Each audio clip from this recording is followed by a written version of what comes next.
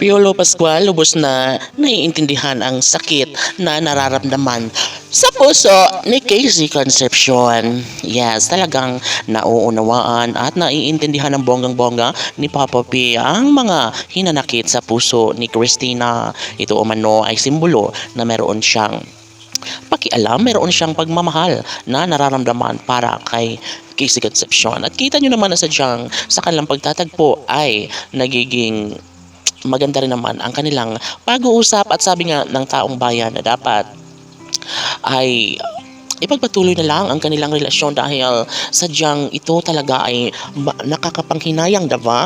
At syempre si Papa P naman ay hindi rin naman siya papayag na gano'n na lang ang mangyayari, na basta na lang na mabulilyaso ang kanyang pinakapangarap na makasama itong si Christina.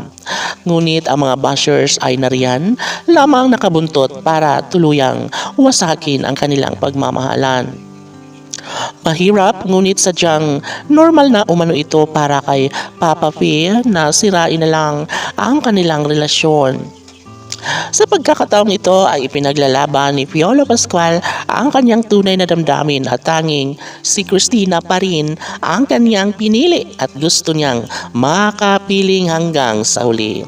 Sa pagkakataong ito ay hindi na maiintindihan ng netizens kung ano nga ba ang dapat na gawin. Kung ano nga ba ang makapagpapasaya, no? Hindi lamang sa isang pagkakataon na ibigay ang isang mainit na pag-ibig ni Piolo para kay Casey. Komento ng mga netizens, may pag-ibig pa ba na natitira sa mga puso ni Piolo at Casey? Mahalaga pa ba sa kanila na maibalik ang kanilang relasyon? Yon ang katanungan ng mga netizens. Of course, sadya namang naniniwala si Papa P na mahal niya pa rin hanggang ngayon si Christina. Maging ang actress ay mas nagiging blooming ngayon dahil natuwa siya sa kanyang nakita, no, kay Piolo Pascual. Tila nangingibabaw pa rin ang pagmamahal na nararamdaman ni Piolo Pascual. Okay? Siyempre, kinilig ang taong bayan dahil nga naman ito ang pinaka-the best, no, lalong-lalo na kapag mapapatunayan ni Piolo Pascual at Casey Concepcion na sila nga ay muling magsama, muling magkaroon ng magandang